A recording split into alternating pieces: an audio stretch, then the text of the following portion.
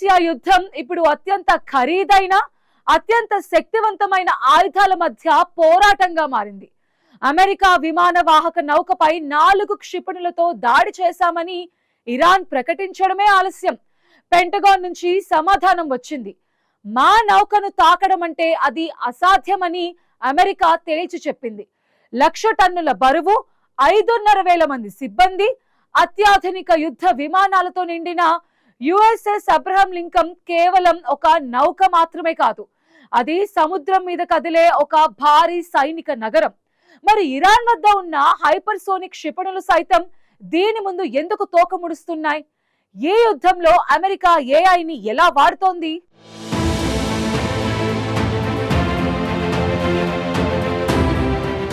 పశ్చిమాసియా యుద్ధక్షేత్రంలో ఇప్పుడు mind game నడుస్తోంది. అగ్రరాజ్యం అమెరికాకు గర్వకారణమైన విమాన వాహక నౌక యుఎస్ఎస్ అబ్రహం లింకన్ను తాము క్షిపణులతో దెబ్బతీశామని ఇరాన్ చేసిన ప్రకటన ప్రపంచవ్యాప్తంగా కలకలం రేపింది.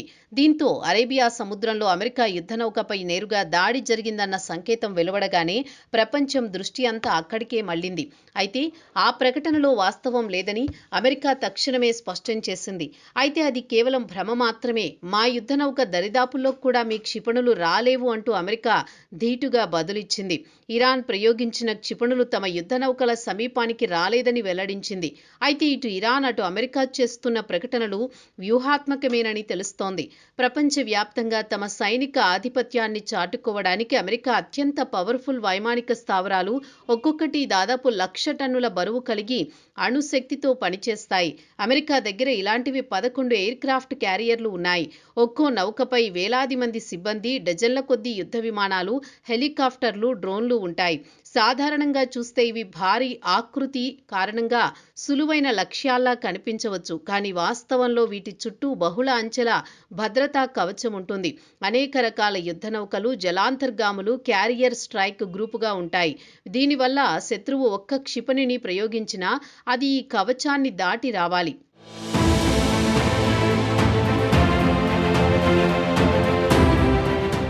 ఇక విమాన వాహక నౌక ప్రధాన బలం దాని మీద ఉండే యుద్ధ విమానాలే.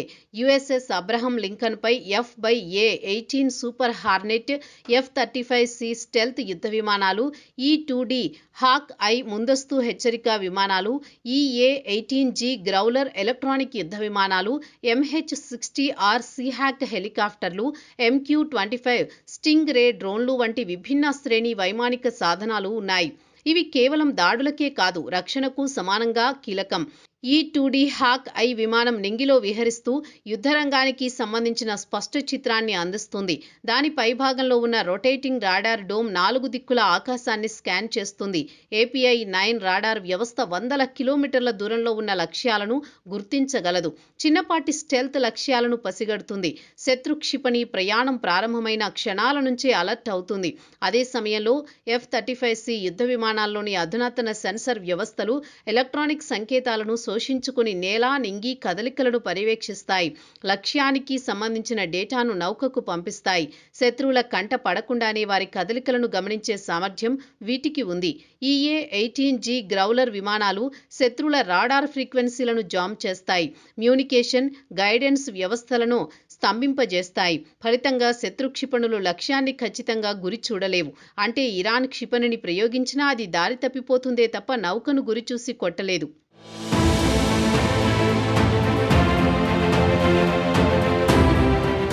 ఇక సముద్ర ఉపరితలానికి దగ్గరగా MH-60R సీహాక్ హెలికాప్టర్లు విహరిస్తూ తక్కువ ఎత్తులో వచ్చే క్రూజ్ క్షిపణులు, జలాంతర్గాముల ఆనవాళ్లను వెతుకుతుంటాయి. డిప్పింగ్ సోనార్ సాయంతో సముద్ర గర్భాన్ని స్కాన్ చేస్తాయి. చిన్న పడవలు, డ్రోన్లు వంటి ముప్పులను ముందుగానే నిర్వీర్యం చేస్తాయి. MQ-25 స్టింగ్ రే డ్రోన్లు దీర్ఘకాలం గాల్లో ఉండి నిఘా కొనసాగిస్తాయి. గైడెడ్ మిసైల్ డిస్ట్రాయర్లలో ఉండే SM-6 ఇంటర్సెప్టర్లు 400 కిలోమీటర్ల దూరంలోనే శత్రు విమానాలను లేదా క్షిపణులను పేల్చేస్తాయి.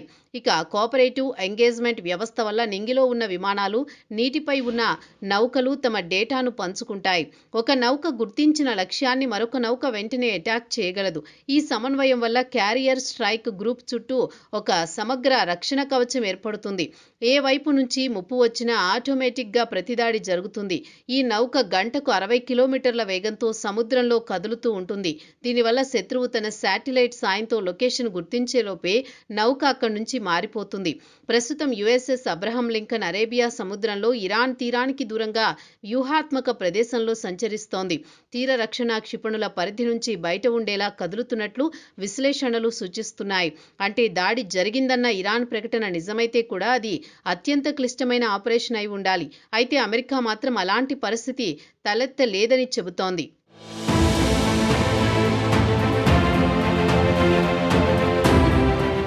ఈ యుద్ధంలో అమెరికా ఒక రహస్య ఆయుధాన్ని బయటకు తీసింది. ఆర్టిఫిషియల్ ఇంటెలిజెన్స్ను ఉపయోగించి ఇరాన్పై అమెరికా దాడి చేస్తుందన్న ప్రచారం జరుగుతోంది. ముఖ్యంగా లక్ష్యాలను గుర్తించడానికి ఇరాన్ గూఢచారి వ్యవస్థను దెబ్బతీయడానికి ఆంథ్రోపిక్ సంస్థకు చెందిన ఏఐ టూల్స్ను వాడుతున్నట్లు తెలుస్తోంది.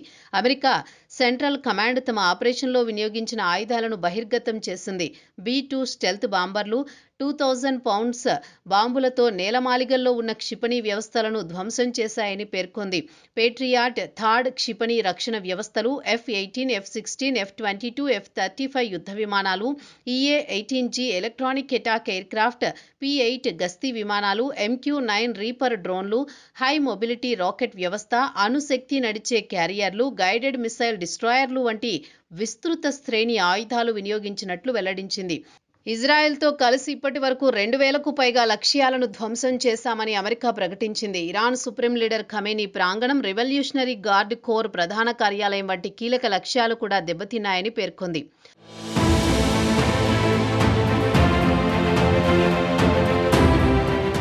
మొత్తంగా అమెరికా, ఇజ్రాయెల్ కలిసి ఇరాన్ అహంకారాన్ని దెబ్బతీసే పనిలో ఉన్నాయి.